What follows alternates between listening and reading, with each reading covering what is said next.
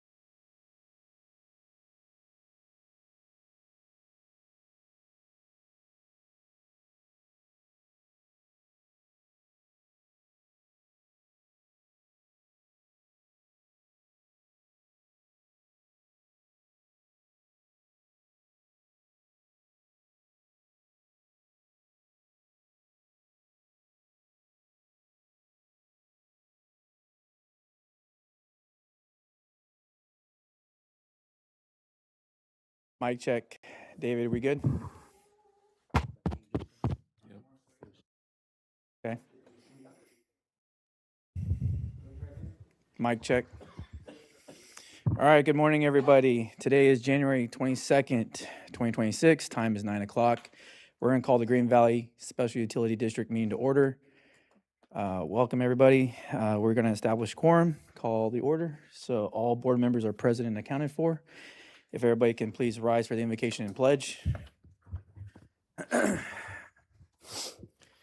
Heavenly Father, we ask a special blessing and your mercy for our employees' health. May our employees who are challenged with any medical conditions be blessed with your mercy, your protection, your healing, so that they may overcome their challenges that they are facing. We also offer up a special prayer to Nick Sherman's father-in-law who passed away. May he rest in peace and be comforted by your love and protection. We also ask that you give this board wisdom so that we may make the right decisions on behalf of our residents and ratepayers. In Jesus' name we pray. Amen. I pledge allegiance to the flag of the United States of America and to the republic for which it stands, one nation, under God, indivisible, with liberty and justice for all. All right, thank y'all. So at this time, we're going to go to public comment. I believe we have Miss Marissa, who's going to introduce herself. Hey, does that work? Okay, sorry. Hey, good morning, everyone. My name is Marissa Ellen Patterson. I am honored to serve as the Cibolo Place 3 Councilwoman, newly elected. And so I just wanted to come here and introduce myself and say thank you. Looking forward to the partnership between GV Sud and the City of Cibolo and really working together to do what's best for the residents. So thank you all for welcoming me. I'm looking forward to growing our relationship over the next couple years. Thank you. And thank you very much for coming. I invited you. I wanted to, publicly recognize you and congratulate you for your council win in Cibolo. And I echo your comments. I think Green Valley and Cibolo have a lot of work to do together, and we can work well together. So I appreciate you coming out. Would the board mind snapping a quick picture with Miss Marissa? Thank you.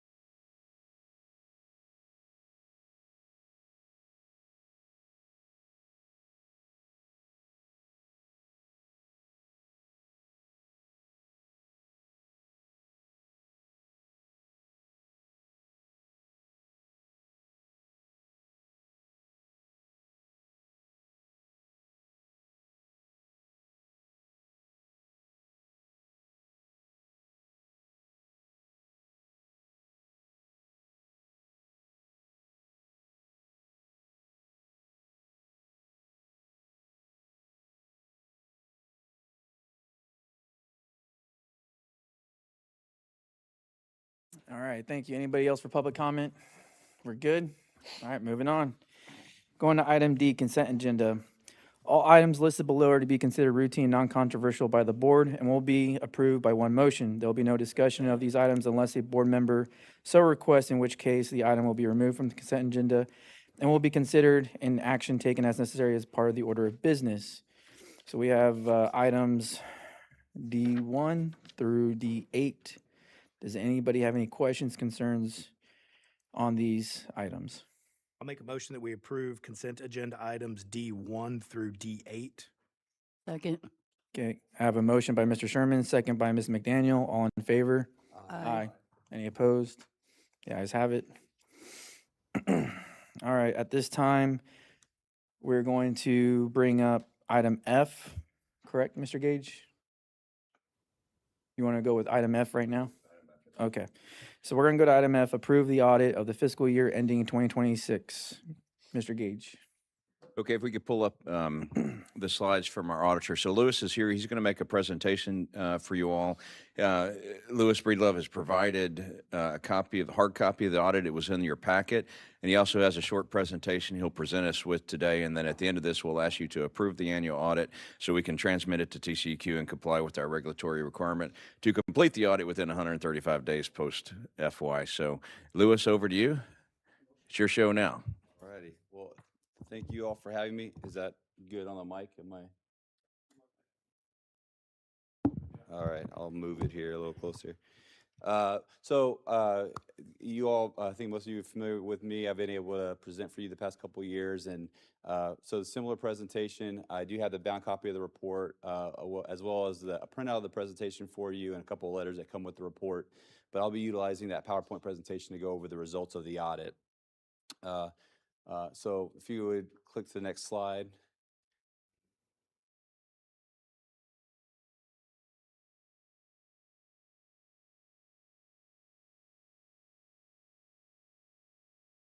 Well, first I do like to give you a quick overview of the audit process. So we do perform the audit in accordance with generally accepted auditing standards. And we do break down the audit into various phases. The first phase being the assessment phase. So we do various walkthroughs, control evaluations, and considerations. So we have numerous questionnaires that are completed by personnel, staff over various areas that we want to review and inquire about. We also do walkthrough procedures and also sample test each of those areas to make sure that we're comfortable with the processes that are in place and that what we see on paper and those questionnaires and processes are consistent with what's happening in practice. Then we also do what's called a risk-based approach. So every year, year to year, we evaluate each financial statement line item within your financial statements. The type of risk associated with them can vary year to year. So we evaluate those, which then drive the type of procedures we perform throughout the audit, what level of detail we perform those procedures to make sure that we're comfortable with the material accuracy of your financials when all procedures are completed. Then there's compliance testing. So that's going to be the things such as your Public Fund Investment Act, any grant-related activity if there were any. We also look to make sure that any bid requirements that take place. And we review all of your meeting minutes. So if you all may have approved something that had a compliance component to it, we would review and evaluate that to see that you're in compliance with that as well. In addition, we move into that field work phase. So that's often what's thought of during that audit is the field work phase. That's when we come out and we look at the numbers for the year. So we perform cutoff procedures. We confirm with third party wherever possible. And we're also testing the revenues and expenditures to ensure that those are appropriately reflected as well. Once all audit procedures are completed, we move into our conclusion phase. So it goes through multiple layers of review to ensure that not only all the audit procedures that were performed were complete and no additional procedures are necessary, but also that the reporting is complete and there's no missing note disclosures or anything of that nature. Next. So this is just to go over the components of the report. So from front to back, first there's the auditor's opinion letter. That's our opinion over the financials of the district. Behind that, the management's discussion and analysis. So that's going to give you some year-to-year comparison over the financials, as well as it hits on various material or high importance areas such as your capital activity, debt activity, budget, and things of that nature. Behind that's your financial statements. So that's going to include your statement of net position, so your assets, liabilities, your statement of revenues, expenditures, changes in net position, and then your cash flow statements as well, and then the notes to the statements. And those notes are going to provide various levels of detail that pertain to those financial statement numbers. So oftentimes there are charts that break down what those numbers consist of, or paragraph documentation language that gives you information about what those numbers consist of and how those are determined. Behind that are some required supplementary information, such as your budget to actual, as well as the necessary Texas supplementary information. As it relates to that first item, the auditor's opinion, there are 4 possible opinion types that we as auditors are able to issue. There's an unmodified, a qualified, a disclaimed, or an adverse opinion. And you did receive an unmodified opinion. That's often referred to as a clean opinion. It's the highest level of assurance that we as auditors are able to provide. So happy to report that the district did get a clean, unmodified opinion. All right, next, financial highlights, just to hit on a couple things, comparing, this is a summarized view of your revenues and expenses for the year. This is also showing you a comparison to the previous year, just for comparison's sake. That center column there is at September 30th, 2025 year end. Those are the current year activities. So look, that first line there is a net operating income or loss for the year. For 2025, there was an overall operating loss of $161,000. That's a vast improvement from the previous year. This is primarily due to those operating revenues outpacing the increase in operating expenses. So it looked much better shape and exactly where we would want to see. That next line item is a summary of your non-operating activities. So that overall had an increase of $9 million or 80%. That was a large, across the board we saw increases there, but primarily due to water acquisitions. So that drove the primary increase there. So overall, you had an overall net change in your net position of $10 million or 109% from the previous year. Below that, it's a breakdown of what that net position consists of. So that first line item being the net investment in capital assets. So your net position is large as you guys are developing and growing. Of course, much of the activity is going into the infrastructure within the district. So that you'll see continued growth there.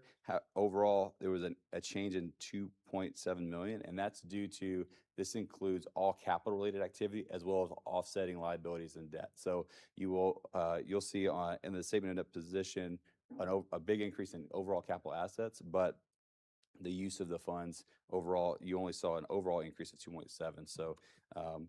So you don't see drastic changes there due to that offset of debt. But then your restricted funds, we saw an overall increase there of 13 million. And then your unrestricted funds, we saw an increase there of 4.5 million, bringing it to 23.3 million. So overall, net position looked good and healthy. No concerns there. And we have in here in 2 slides, I'll have a little bit more on that unrestricted portion there. Next, continue on the financial highlights. This is a summary of your cash flow. Oftentimes, as you guys are full accrual and a lot of things move to your balance sheet, it's not always as clear what the activities are. So I wanted to include this slide to help see some of the movement in overall cash changes. So overall, you had operating activity of 6.3 million cash flow. Non-operating is 12 million. Capital use is 11.8 million. So that's we expected that to go up. There's a lot of development, as we were talking about earlier. So that's the use of cash to go toward those capital improvements and infrastructure.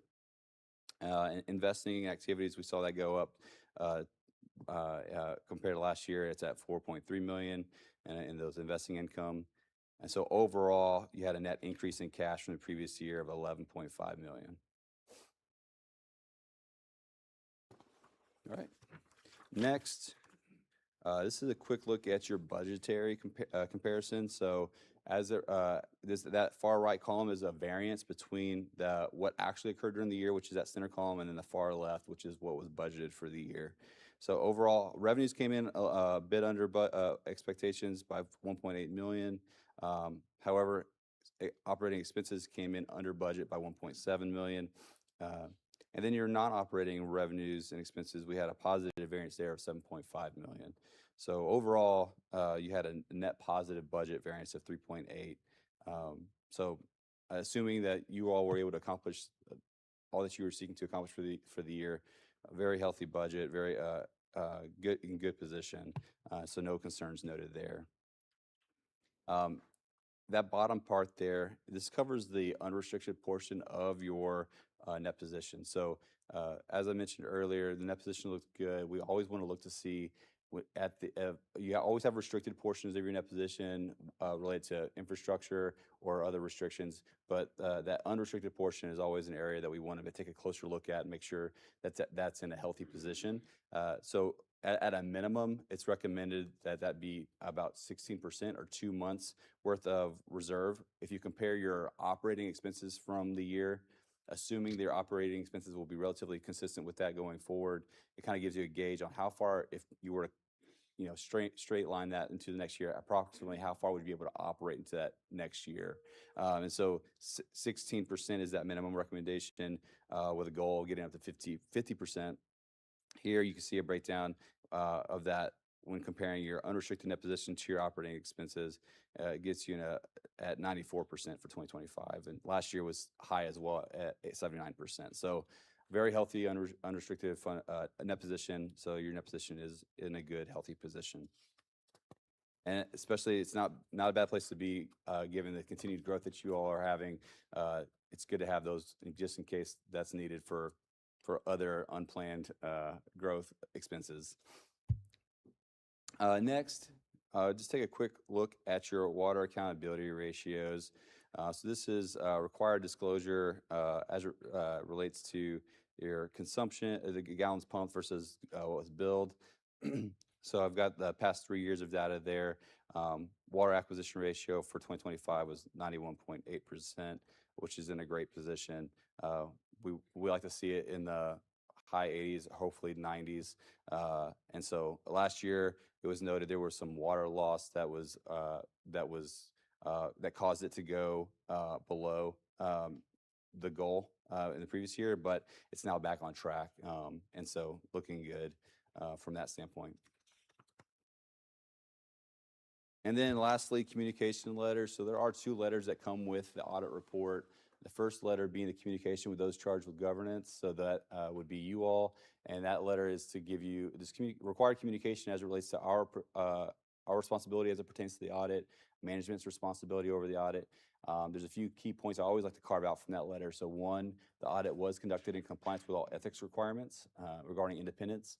2, we didn't have any difficulty when working with management. And then 3, audit adjustments that are identified have been corrected by management.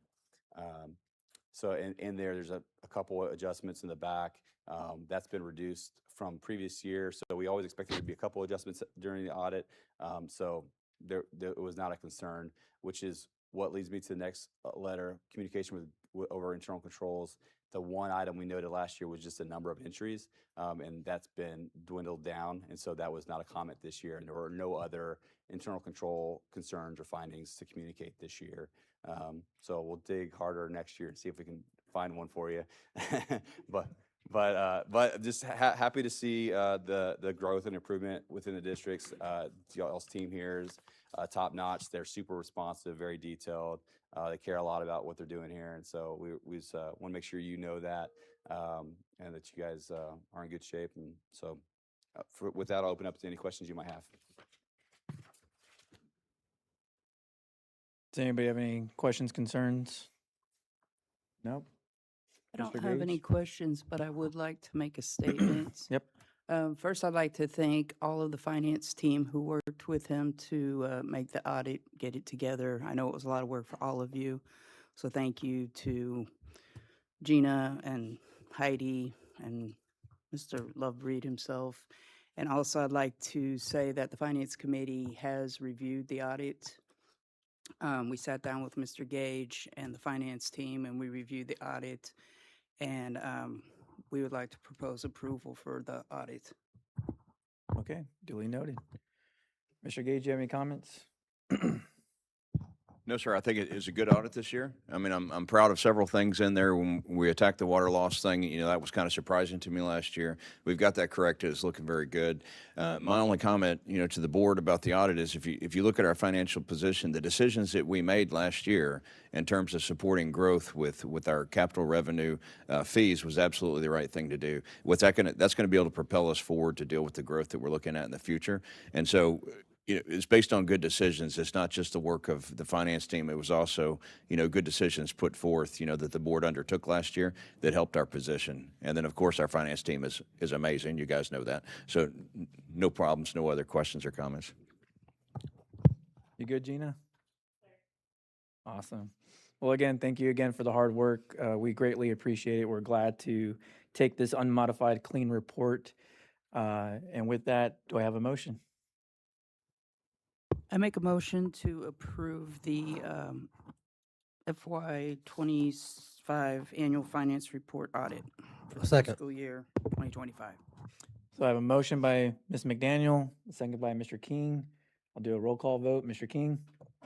Aye. Mr. Sherman? Aye. Mr. Cumby? Aye. Mr. Robertson? Aye. Mr. Hendricks? Aye. Ms. McDaniel? Aye. Myself is aye. Thank you very much. You all. You guys have it. Appreciate it. See you next year.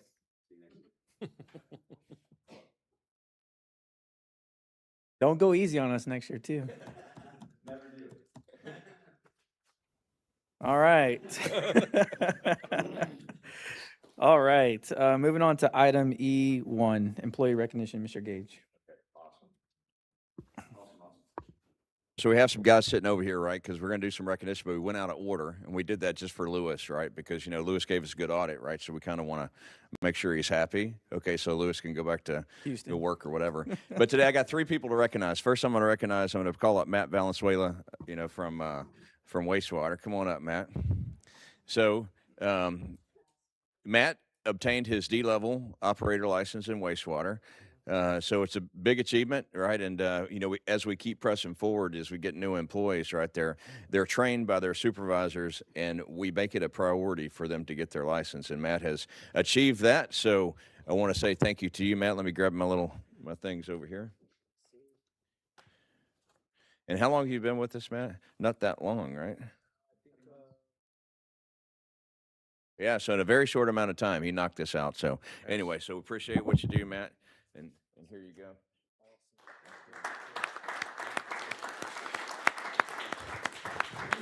Okay, so the next people I'm going to recognize, you know, they don't want to come up here, but I'm going to make them come up here anyway, right? So I want Gina and Heidi to come up here. And look at Gina, she's mad at me already. Come on, Heidi. Come on, Gina. So, you know, you guys know, right, that doing good on an audit doesn't happen during the month or two or so when the audit is occurring, right?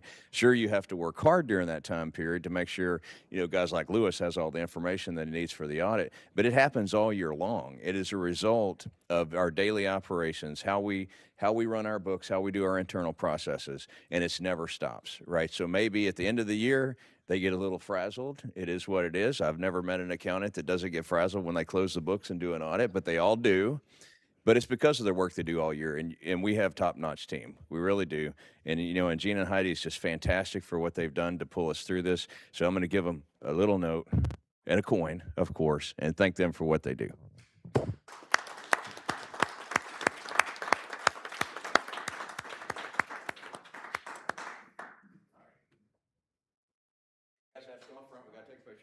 So Matt, you come up.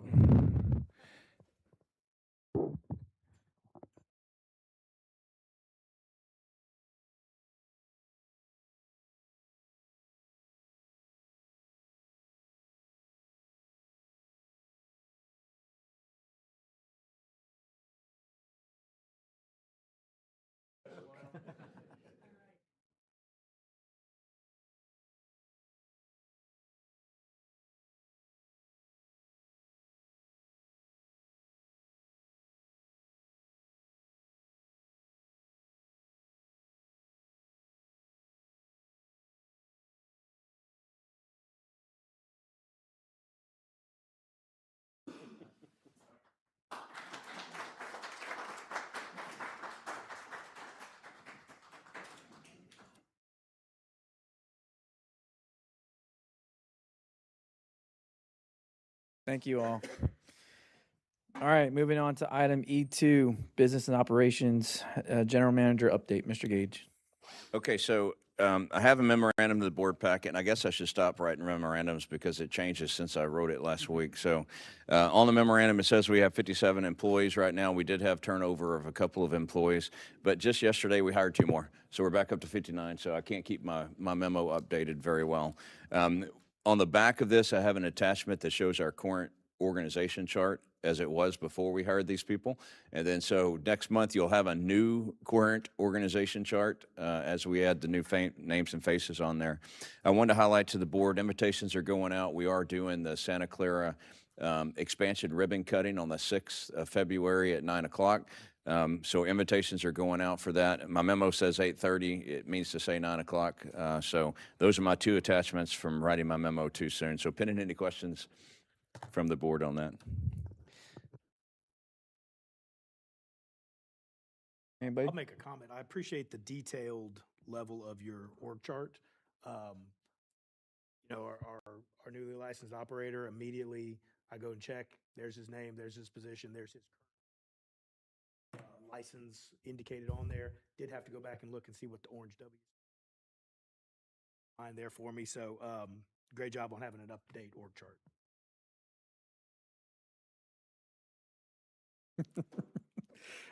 Good job, Brian. All right, moving on to operations update. Brian. Good morning, ladies and gentlemen. Before we jump into the operations update, just a quick update with the cold weather coming in this weekend. I just want to make sure that everyone's aware of what we're doing. So from the production side of the house, we do have freeze misers on all of our outside spigots to make sure that we don't get any pipes that freeze. We have winterized all of our sensitive equipment that is out in the elements. We have heat trace and heat tape on things that we can't wrap for operational purposes. And then we have heaters in any of the buildings that have power to them so that they stay warm and we don't have any issues inside any buildings. For maintenance, we will have 3 individuals on call. They will all have vehicles with them, and they'll be strategically placed throughout the district in Seguin, Cibolo, and St. Hedwig. So we have coverage pretty much anywhere, and we're not requiring one person to go all the way across the district to deal with anything. They have torches with extra propane if they need to thaw anything out and do what they need to do. And then for wastewater, they also will have 2 people on call who will both have trucks. They both have torches and everything, and we're going to be set to go. The wastewater plant is going to be checked in every day of the weekend by RJ, who's on call, and then he's also going to check the lift stations to make sure that we don't have any issues there due to the cold weather. So we're taking everything we can, all precautions that we can. I also talked to CRWA yesterday. They have winterized as much equipment as they can, mainly over by Wagner. They're taking care of Wagner so that we don't run into any issues. So I don't foresee any problems, but we are adequately prepared and ready to respond if something does happen over the weekend due to the cold weather. How are we looking on the phone lines? Are we good?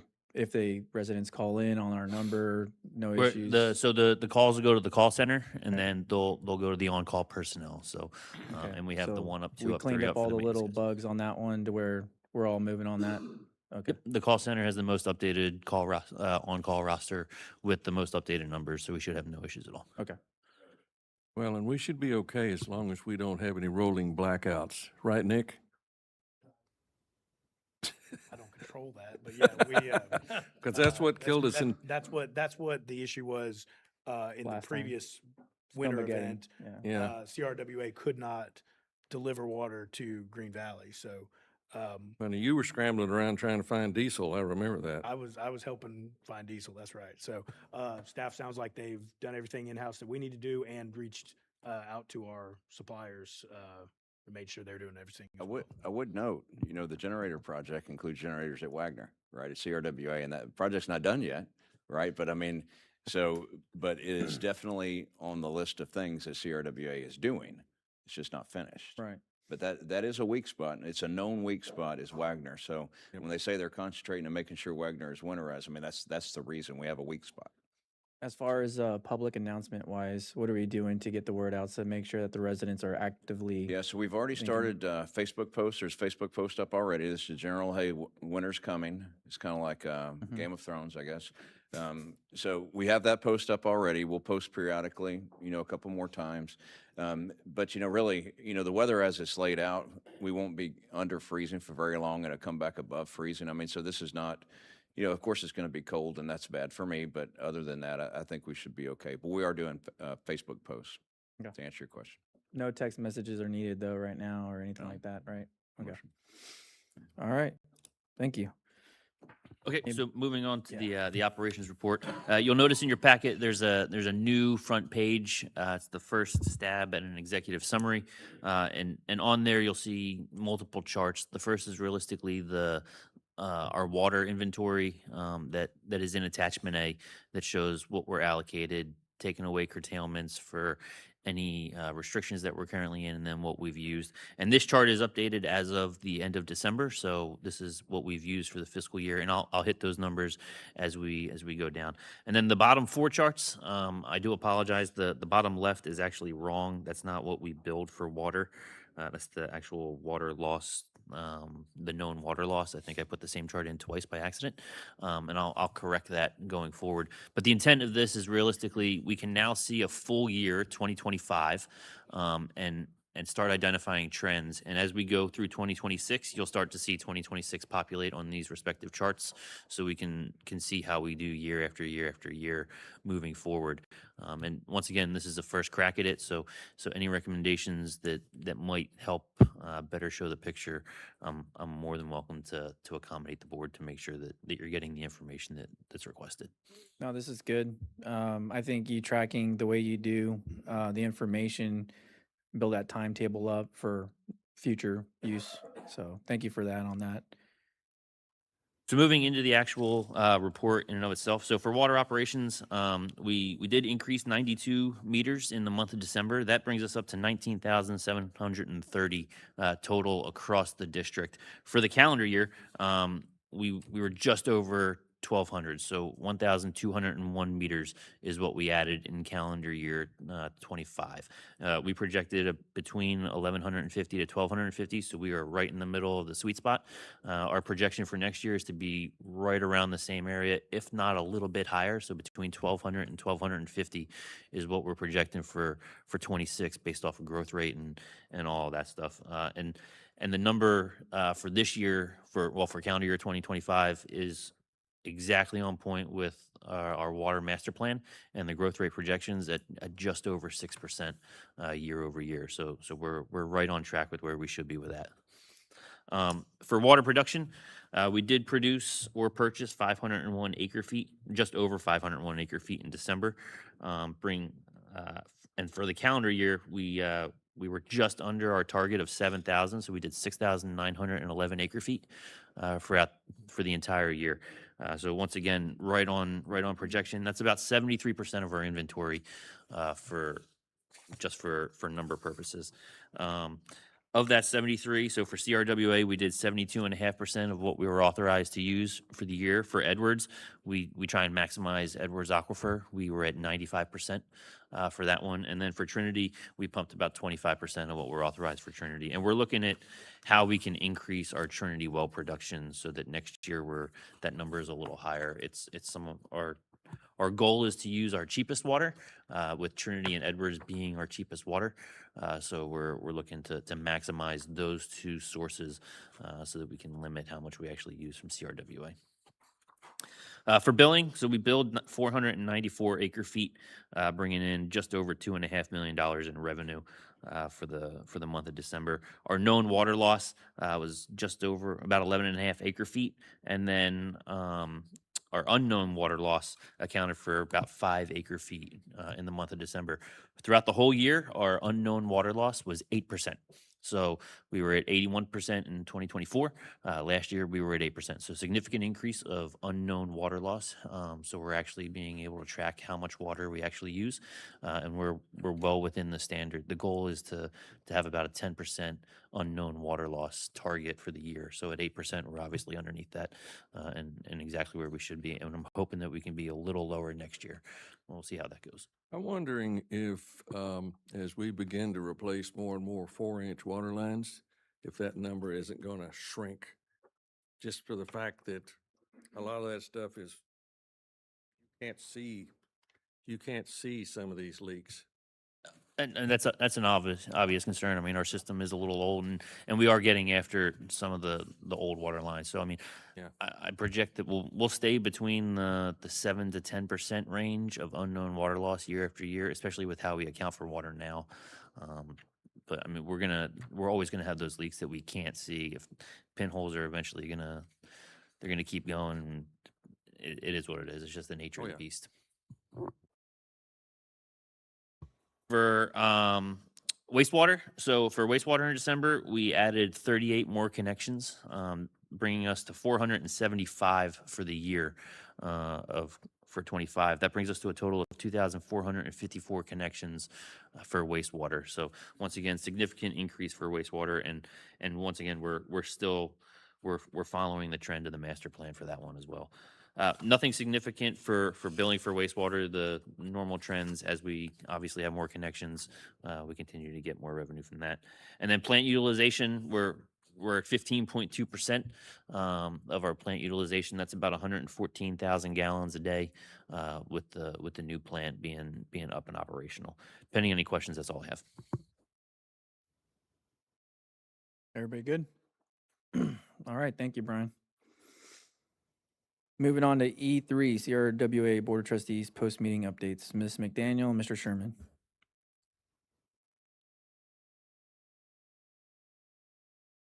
Mr. Sherman was not at the meeting due to some family obligations, so I attended.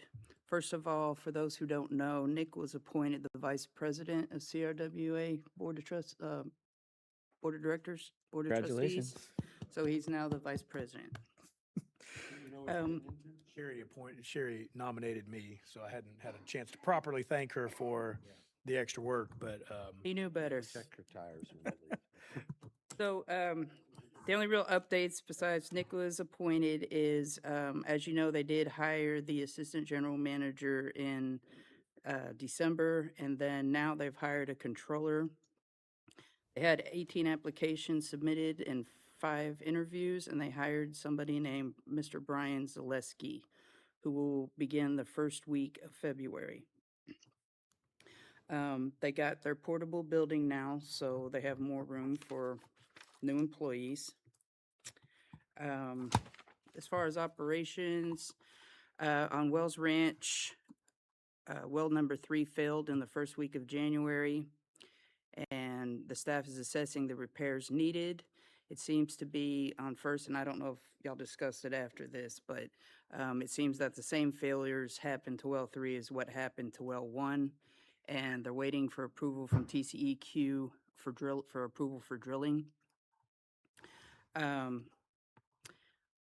We talked about extending Kerry Everett's contract, and it was voted on that they're going to extend his contract. His contract ended at the end of March of this year. They're going to extend it for 18 months to September 30th of 2027. I also had a Budget Finance Committee meeting, and we discussed all of the remaining funds that were left over from the FY 2025 budget. We sat down to try to decide how we wanted to allocate the funds, and they decided that they wanted staff and the finance team, and I think they're kind of waiting for the controller to come on board, but they want to actually break the funds down and allocate them according to project and entity, because right now all the funds are basically sitting in one big kitty. And that was one of Nick's concern, is where the funds going. The funds are not moving. And at the next meeting, which is scheduled now for February 23rd, the controller should be on board, and we're actually going to sit down, and the staff is going to present to us where they think that we should allocate the funds. So they're talking about doing it per project and possibly adding extra repair and replacement funds to each project. There's one big giant repair and replacement fund that all the entities pay into, but they're talking about making some separate ones so that each project has their own repair and replacement fund. But that hasn't been finalized. That's what we're going to talk about in February. That's Ballpark, how big is that pool of funds? Rough numbers. approximately $5 million. So Shan, stop me if I say too much, because I'm really good at saying too much a lot. So please stop me. Yeah, stop, right. Thank you, Um, Mr. King. Where do they get the money? Where does all this money come from? Because they Who gives it to them is my question. no, we give it to them. Okay, so if they look, have a surplus, So we have a surplus. Let me explain why we have a surplus. We Agreed. have a surplus because they budget for it. Mhm. And then, so they budget a certain amount for a project. They budgeted a certain amount for hiring people, and then none of that ever got done. So the money's still there because it never got spent. okay, so shouldn't, and this is just me spitballing, Shan, if they have an excess of $5 million, shouldn't that $5 million be given right back to us or given to it as a credit? I don't believe they should have an operational funds that we give them so they can do as they please. So that $5 million is extremely substantial, and I believe it should But be that's credited. amongst all That's amongst entities. That's every- fine, just give us, it back to so- all the Well, entities. that's what we're going to evenly. discuss, James. This And is what I was That's why I'm telling wondering, you. it shouldn't be a discussion. It should be a simple, oh, we overcharged them, because that's basically what Well, happened. they have to do their calculations to figure out what is the, I just want the, Yeah. I want the bug out there so that they are aware that this $5 million isn't money so that they can build a building, or isn't money so that they can That's- have a nicer bathroom. It is money that is ours, and it is our partner water boards, and it should be our decision what happens with that money. and that's not why theirs. that's why we have So James, Sherry. let me jump in. So I Breathe. have an excellent more track Mountain Dew. record of referencing you This is number one. and your opinions on our board in our wholesalers meetings that I attend. So I will absolutely make sure that the full board of trustees at CRWA is aware of the discussion on this newly discovered, which by the way, great work by Sherry. I've said it over and over again, and this is some of the fruition of months of her work digging into the numbers. Um, I'll make sure your comments are, reiterated at that meeting. And I'll mention this too. I appreciate Greatly the fact appreciate that you have a portable building for additional space, and we're not over here planning on building a full new building beyond what is needed. So thank you for being fiscally responsible on that end. And I know your hard work is definitely underappreciated, but we appreciate it from the dais and And staff. James, just so you know, I invite everybody to come to my meetings. So besides just my committee, Gina attended as our controller from our entity. Jennifer, the controller from Crystal Clear, she attended. So we have a lot of the entity's financial people coming, and I always keep my meetings in an open forum, so everybody is welcome to discuss. So a lot of the entities discussed, and we all decided it is something we need to decide together, not one entity of where the money needs to go. I agree, and I'm more on the water board side, that we have given all this money to them. It is our money, our ratepayers' money, that they now have $5 million worth collectively from all of us. And you just said, they are deciding on how they are going to spend our money. But we're all It is- gonna, not just them, that's what I'm saying. In my next Finance Committee meeting on February 23rd, we are all going to sit down as entities. Mr. Gage will be there, so the other GMs will be there. We're gonna discuss it collaboratively, not just us, as to where the money's gonna go. So the And then it has to process- be voted on. It has to Right, be so voted y'all on by make the y'all's trustees. recommendation, y'all have a process in place, you'll get to the vote, the board will vote, and then disperse it accordingly or allocate it where it needs to go. And for my knowledge of what CRWA is going through, there's a lot of repairs that need to get done, that are being neglected. And Mr. Gage, CRWA people, please get those things addressed, fixed. Do not shortchange that, because if that goes down, we're gonna all hurt. Well, we So- got through that. Yeah, but thank you for the comments. We're gonna move on. Well, just one last comment. I Last think comment. we should encourage him to attend the trustees James, meeting. please go. And seat him right behind Umberto. Yeah. That'll be a fun one. All right, moving on to Mr. Gage, CRWA Board of Managers post-meeting updates.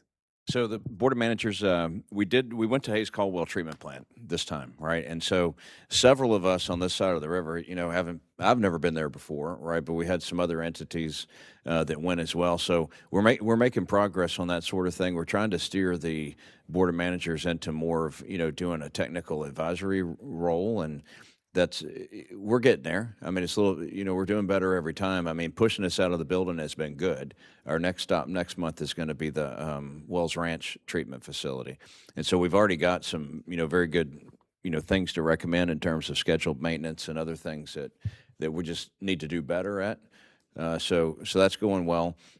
We did talk about exactly what Sherry was talking about. We dug in a little bit deeper into the wells, and Sherry's exactly right. Well, one, they're ready to go on that project. They just need, TCEQ to give them the permit to drill it. So this all comes at a time where you have several of the wells at Wells Ranch, two in particular, that are down now. But there's other two that are scheduled for upgrades at some point this year. So we talked to the Board of Managers. Okay, listen, how are we going to manage this, operationally across the board to ensure that while wells are down, that we still deliver the required water? So those are the conversations we're having now, which is getting much better. So beginning next month after Wells Ranch, I'm going to kind of change the format a little bit of the meeting. I kind of chair these much like we chair, this meeting and other public meetings. I'm gonna give the stick to Kerry Averett a little bit and let him take on a little bit more leadership role in that, which he's willing to do. And I think that'll help him inform us and in the future inform the Board of Trustees. So that's where we're going with Board of Managers. It's been a good effort. So to clarify, how many wells do we have down right now? We have 2 wells down right now. There's 2 and 14 that are scheduled for improvement projects this year. One of those is tied to the 306 acre foot lease contract that we signed, last year at some point. But yeah, so 2 are scheduled maintenance, 2 are hard down for issues. A total of 4, No, or just total of 2? there's 2 that are down, but there's 2 also scheduled for maintenance this year. Okay, that's That's the coming reason up. why it Okay. matters, because we got to fix the 2 are down so we could do the scheduled maintenance on the other 2. So for Yeah. the sake of everybody's sanity, those two being down are not impacting us, and we're still good receiving our allocated water. Yeah, we should be good as long as, nothing else goes down in the middle of summertime. Okay. So, yeah, we got to put our attention When do we on it. expect those two to go back online? Yeah. Ballpark. Which one? The two that are maintenance or down, when do we expect them to go back online? The well one? I don't. I haven't heard I a don't know. date. So in my construction committee meeting at CRWA, I've repeatedly asked for well number one that's been down for several months. That is an emergency, what we classified it as, and I reference Sherry's comments all the time in my construction committee. Hey, we're not getting the emergency response. We don't have a schedule yet. The current delay or next step, I don't think we can call it a delay, is waiting on TCEQ to approve the drilling.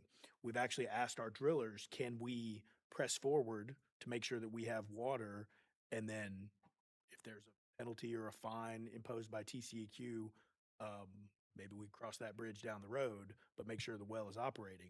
The drillers will lose their license, so they refuse to. Yeah. Is there a way to get TCEQ to put a rush on this?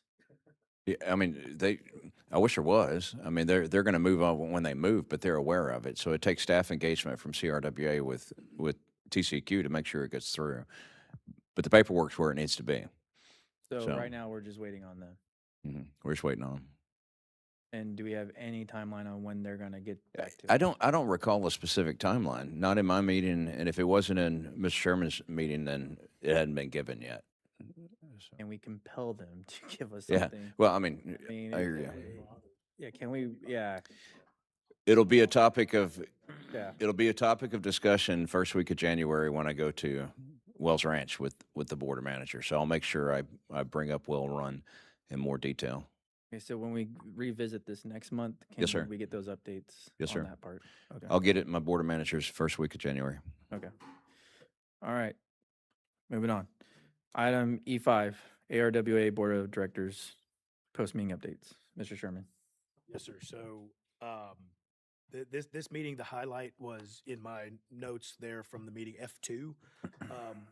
With this whole program, we're going with a construction manager at risk procurement method, which the intent of that is to help expedite the schedule and to provide cost certainty, because the CMAR contractor will provide what is called a guaranteed maximum price, noted as a GMP.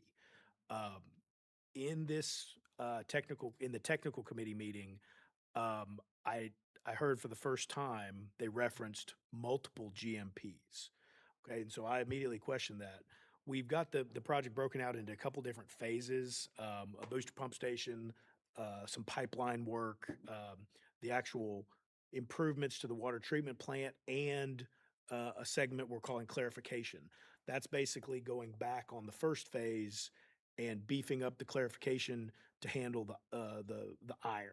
I've briefed the board previously on the excessive iron that was in the groundwater. So we have to do some work on the existing plant to correct the iron clarification.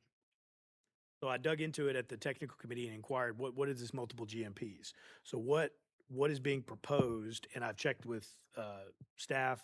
Travis, you have no experience with multiple GMPs. I have no experience with multiple GMPs on a single project. But what they're basically saying is, hey, they would like to get one cost, get a contractor working, and then they'll tell us how much the second, third, and fourth segment of the project costs. No, I'm it's a lump sum, strongly opposed to everything, that yeah. process. And I made that very clear, and I'm going to make that clear next week at our full trustees meeting. Is there no way to do a cost plus on something like this? To No, where that's kind it's of what just the a fixed guaranteed rate? maximum price That's what covers. Well, yeah, I know as a GMP. I mean, but GMP, they shoot it out so far ahead where they're covering everything and a lot of some. Well, and to that so- note, we also have the costs for the overall project are dramatically over. So we had Yeah. one engineering firm that designed the work and gave estimates on the cost. And With then- value engineering concepts or just a blanket? No, but baseline. Okay, baseline bid. Just a baseline expanding, 20 million gallons at the plant Uh-huh. should cost this. You know, they look at pipe diameter, they look at current construction costs, you know, for concrete equipment. They put it together with, and their numbers should have some contingency in it as well. So they gave us one number, and the first numbers being provided by the CMAR contractor are dramatically over budget. You know, in some of the different packages on the order of double the estimated budget. So I've been raising that concern. Was the architect just that far off, or do you have I've supporting? not been given that answer yet. But did they support enough documentation to justify or is it just a blanket bid, you know? So budget? part of the CMAR contract, part of the process is it expedites the schedule because the design consultant, the engineer, is working on getting. Contractor comes in and works with the designer and says, hey, if you do this slightly different, it makes it easier, it'll cost less. Right. If you do it this way, you know, we can save. So we don't have 100% plans, but the bidding work is working in conjunction with the design work. Right. Which is the process that expedites the schedule. However, we're so far off of the baseline numbers that we were given. I'm very concerned about the cost of the project. I've repeatedly and loudly been telling ARW staff that they need to be interacting with Green Valley staff, Crystal Clear staff, you know, all the cities that are participating, because what's going to happen when we get down the road, we're ready to sign on the dotted line, and half of the participating members can't swing the additional cost. Right. So nothing is final, nothing is written in stone yet, but these are my concerns. I'm strongly opposed to a multiple pricing circumstance. No one I've talked to has any experience Yeah. with it that way. Educate, inform them. And what was it, two weeks ago, Phil, when I called you right afterwards? That was the first I'd heard of this. So I think everyone will agree. I pay attention, I'm attentive, and I ask a question if I sniff anything that I don't understand or dislike. So I'm concerned about this, and I wanted to make sure this board heard these particular items. So other than that, everything else was fairly boilerplate. But that was the bulk of the meeting. So. All right. Thank you very much. Moving on to E6, District Engineer Update, Mr. Travis. Good morning, everybody, and Happy New Year. The update for this month, we've got a little bit lower number on the total projects. Right now, we have 76 projects in design, 58 in construction, and 7 in the closeout, for a total of 140, which is, we've knocked off about 10 projects and closed 10 projects out this month and into December, which kind of lines up with adding 92 meters in December.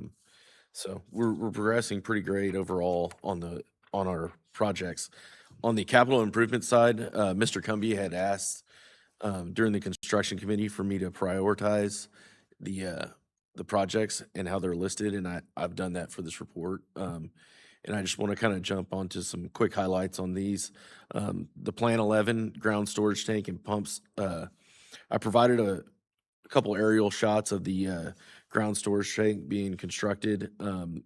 As of right now, they're still filling in the annular space on the tank, and the BFDs were installed 2 weeks ago, I believe, that we were waiting on for a while. And so that one should be coming to a close way in advance of the 7/14 completion date. I think DN Tanks on the ground storage tank side were their last update. They were wanting to demobilize in mid-February. So we're progressing pretty well on that. The Santa Clara wastewater treatment plant expansion, the 1.25 expansion, they will have the 60% design by the end of the week on my desk. And so that's some exciting news. The Plant 3, 8, and 9 generator project, we have that currently out for bid. We had a pre-bid meeting last week on site, on both sites actually, and we're opening bids on that on the 27th of this month. So that one will finally be in construction. Plant 9 elevated storage tank. I should be providing 90% comments today, so we'll be in the 100% design phase on that. That one will be progressing pretty quickly as well. We'll hope to have that bid out this year or mid-year. But other than that, the others are still kind of tracking along. Small progress on the others. The last thing on my report would be the Santa Clara wastewater treatment plant expansion, the 0.5 expansion that's going on right now. We had a final walkthrough last week. There was, I think, a handful of minor items that needed to be completed. Items such as like labeling wires, replacing outlet covers, things of that nature, buffing some scratches out. So that one is fully operational and complete. Before I take any questions, I wanted to tee up David Gerganis. One of the things we did throughout the project on the 1.25 was David went out there monthly, if not weekly, and we captured some images with the drone, and we wanted to sit at the same position and get a time lapse. So this is David's final product. I thought it was pretty interesting to take a look at.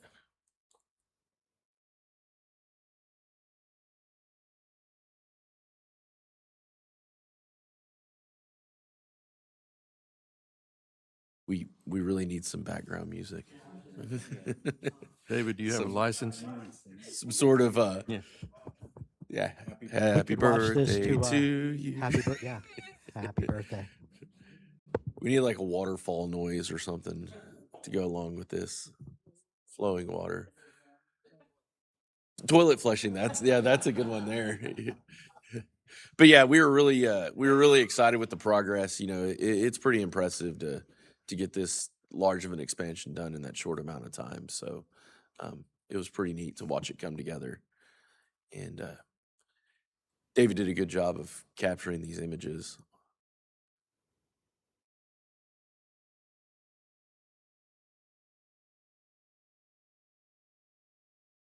Always thought the covers were interesting. You know, you see them on paper and they don't look that big or tall. And then when they come into play, it's like, oh my God, that's 20 feet tall.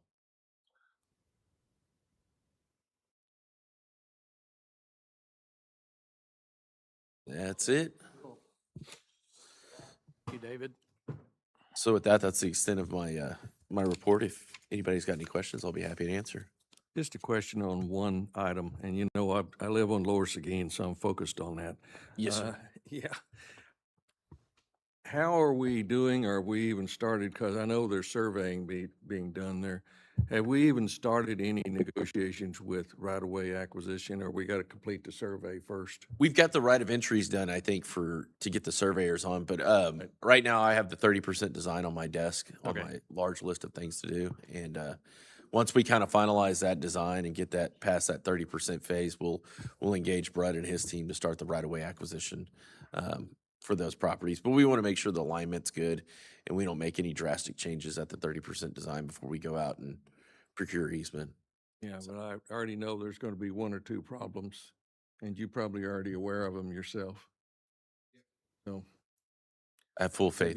maybe I can help with that, maybe I can't. Question on the water resource study, Yes. timeline on that one. What are we thinking? Phil's been more engaged in that. Gary can probably speak to it too, but Gary can do it for us. The draft of that's sitting on my desk right now, so I'll be reviewing that, and then we'll have part of our scope was to have a meeting with staff to go over the draft and then get to a final. Our goal is to have it ready for the.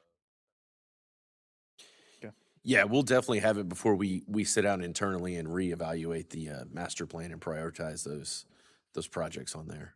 Yeah, and probably it's a good time just to mention kind of the way ahead, and you know, it includes Gary and the staff here. So what we're going to do in February, we have on the board meeting to kind of reprioritize, kind of validate our master plan, reprioritize the projects, but it's going to be informed by Gary's work on this water resource study. So what I really asked Gary to do in that scope was look at how do you land future water sources into the system, and that where we put new water sources leads us to where do we need to prioritize infrastructure balanced with aging infrastructure and other things. So, I mean, so that's kind of driving it. So we're going to meet in February.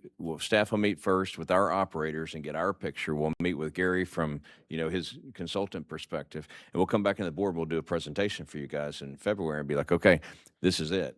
And we're focusing on water this time. We're not really going to focus too much on wastewater because our wastewater plan is still pretty fresh and we have enough work to do on the water side of the house. That's going to be our plan for February. So that's just moving forward so you guys know what we're thinking. Okay. Speaking of, to follow up on Brian's report, I know y'all had a question about lines that were leaking and cracking. I found out about a month ago, and I didn't know this beforehand, but Aaron, our GIS administrator, tracks all the leaks. The guys bring him a report, and he tracks those leaks. And so, when it comes to budgeting for next year, we'll take that into consideration on what needs to be repaired and replaced. With the capital improvement and the operations and sustainability budget. So. Yeah, I saw that spreadsheet. That's a good look. That tells us a lot. It was pretty neat. It really pinpoints. He pinpoints where it's at, what time, when it broke, how it broke, and how it was repaired, And how much we lost. Yeah, it's pretty awesome. So Okay. Anybody else have any questions, comments, concerns? ATS, Homestead. we are actually meeting with LAN tomorrow to go over their draft tech memo in regards to what needs to be done to correct that issue. So So that one will be up and running ballpark. it depends on what we learn tomorrow. I can fill you in the executive session on a Alright. little bit of what we learned. Okay. All right, thank you. Moving on to committee reports. Does anybody have any questions, comments, concerns on any of the committee reports? No? All right, thank you for all the memos provided in the board packet. My memo was not in the board packet because I had my finance meeting the day before they had to send the Do you packets want out. to touch Well- on some highlights on it? Well, basically, all we did was we reviewed the audit. Mhm. We actually looked at one of the CDs, the investment part of our committee looked at moving some money in one of the CDs that we have. But mainly we talked about the audit, and then we're going to start discussing going into this year's budget season. Okay. So that was my highlights. All I right. think the only thing that you recommended, and I hardly agree, was to going into the early budget process is to meet more often. I think you mentioned monthly, perhaps. I think that's a great idea. We usually do quarterly, but yeah, during budget season, we will probably meet monthly, and we need to start budget season probably in March, because I think our next meeting is in March. Okay. All right, thank you. We already took care of item F, so that one's already been addressed. All right, moving to item G, review bids and award contract for Clearwater Creek .2 MGD package wastewater treatment plant. Travis. On January 6th, we received 4 qualified bids through the competitive sealed proposal bidding. And with that, we ourselves, staff, UEG, which is the design team, and we actually extended to Lennar Homes, who will be funding the project, to have opportunity to score the bids received. And with that, we received 4 qualifying bids. And with those qualifying bids, staff and UEG recommends awarding to the highest net score, which would be Archer Western. Just for some background information, the 4 scoring categories were price, schedule, key personnel, and approach to the schedule, and familiarity with similar projects. And so we scored it. We weren't able to bring it to the construction committee, our actual scores, but we did bring the bid tabs and the information from the bid opening, which was the day before. And then Mr. Sherman had asked that I provide our recommendation along with the scoring for all 3 folks. And I have provided that to him, I believe, the next week. You and said made our Archer recommendation. Western is the Ar- one that score? Yes, Yeah. the score is provided here in the score. Archer Western was the highest net score with 81.1. Second was Associated Construction Partners with 80.6. CC Carlton was next with 75.4, and then TTE was 72.3. Okay, so I appreciate the concept of scoring. I Yes. really do. The only concern I have as far as the financial side of things is they're the biggest. on Yes, price. and so that's 40% of the scoring process. Right.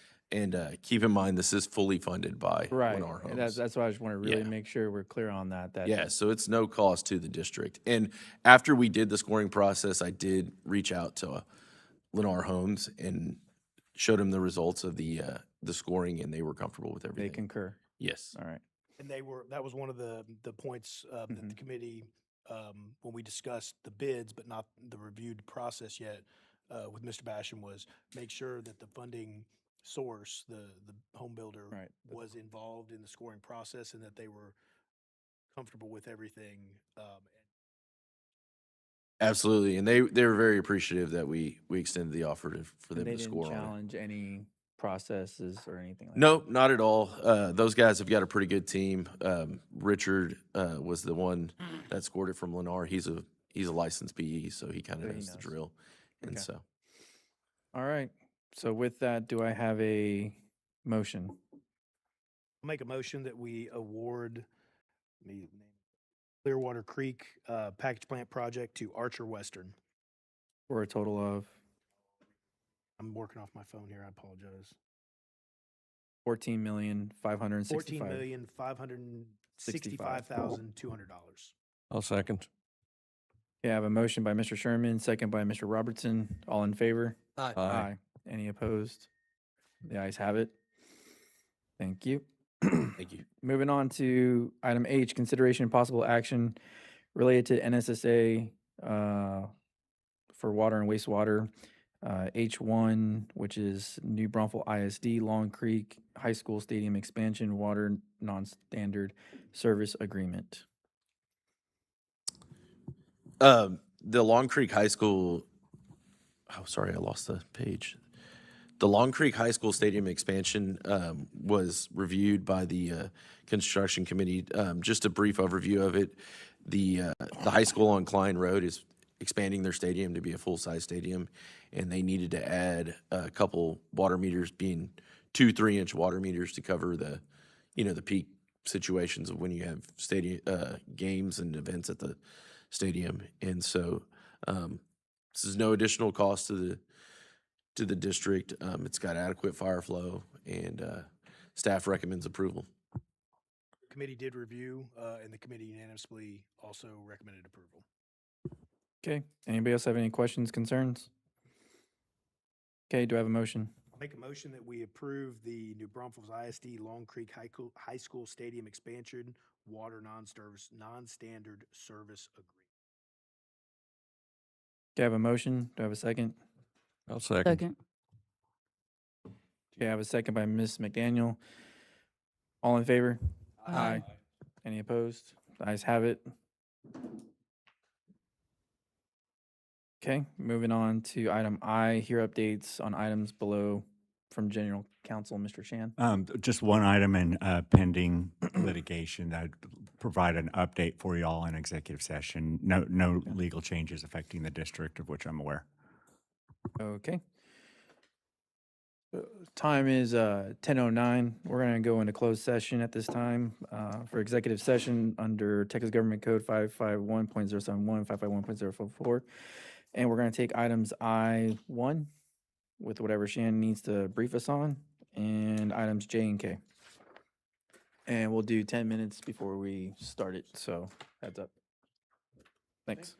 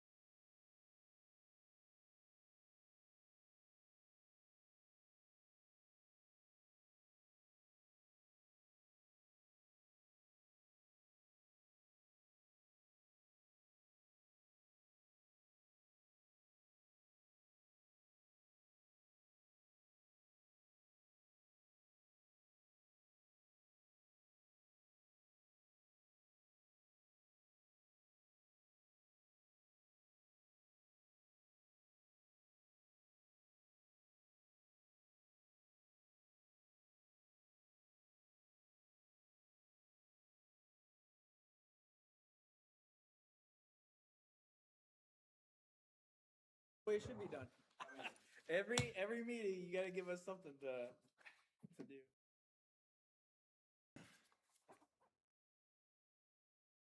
Mic check. We good, David? All right, we're coming back into open session. Time is 11:21. We are gonna go to item, sorry, what is that letter? L, consideration and possible action on items discussed in executive session.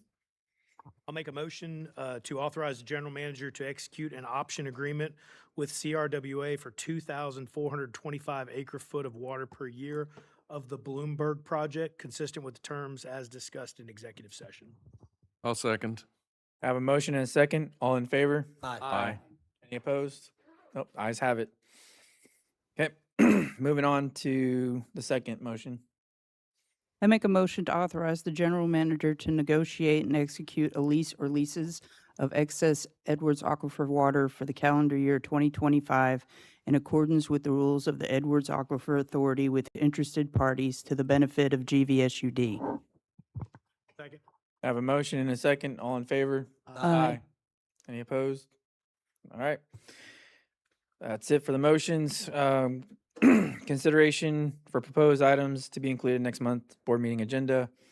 Anybody have anything pertinent? Nope. All right. If you do, get with Mr. Gage. And moving on to item N, adjournment. I make a motion to adjourn. Second. I have a motion and a second. All in favor? Aye. Ayes have it. Time is 11:22. 23.